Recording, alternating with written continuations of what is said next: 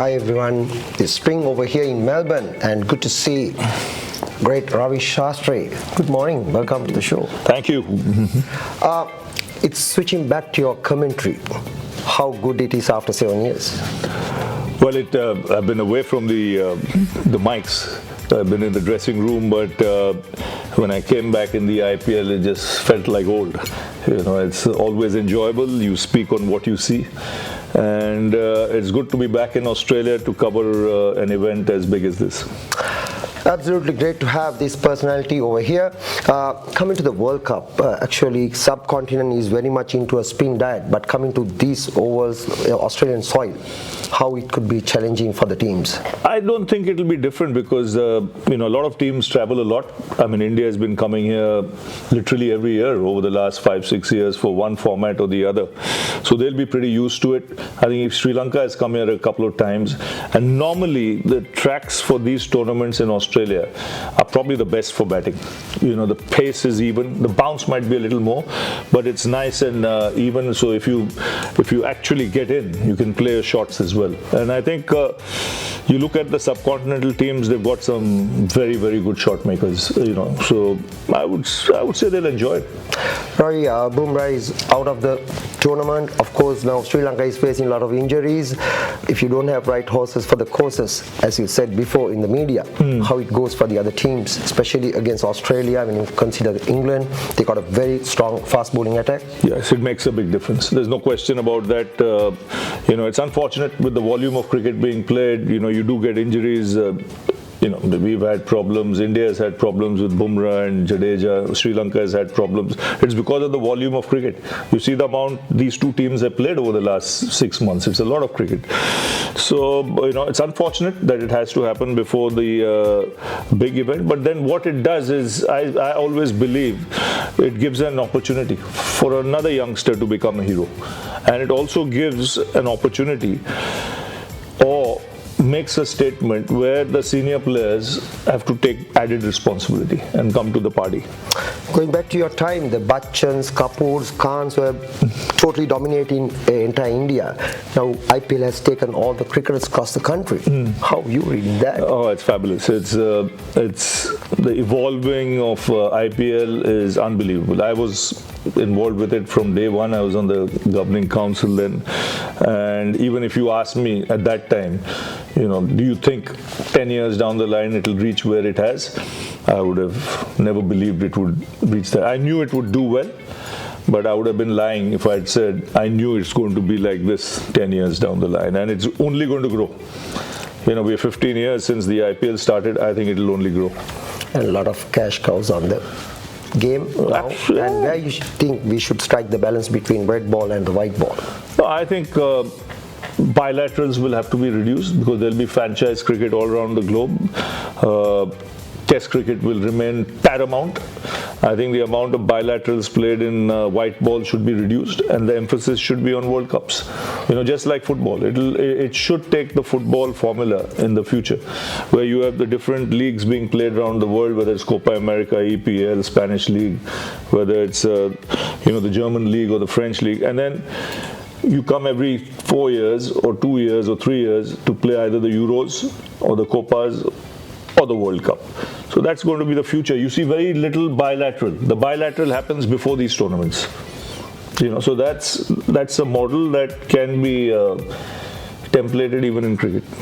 Absolutely. Coming to the mic, the commentary box, joining with the Kayo as an ambassador, how it goes through, how you think we should express this to the spectators, supporters, what should be the channel, what should be the way we should take this game forward to the... No, because this is the future. Yeah. Digital platforms are the future. Because people don't have time to sit in front of television. For all and you see the growth, how rapidly it's growing. I mean, you have already over 1 million subscribers here in hardly 2 or 3 years. The same in the subcontinent. Once the digital platforms take off, like you saw the bid for the IPL and what Viacom put out there, the digital player. as compared to television. It was almost the same. So that's going to be the future. People are at work, they're doing loads of other things. They want to be able to watch it on their phones, watch it when they're traveling, and it's there to stay.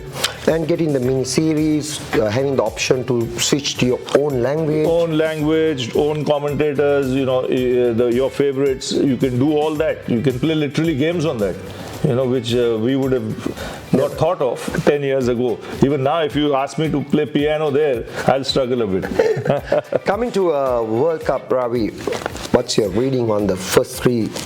Who are the top competitors? See, I'll say Australia will be favourites playing here, but England, watch out for England, because I think they have taken white ball cricket to another level. They're the current holders of the 50-over World Cup, and I think they could be a team that could hold both the titles, which no other team has done at the same moment of time. So in that span of 4 years, there could be one team that could well be 50-over champions and T20 champions. They have the opportunity. So that's how good they are.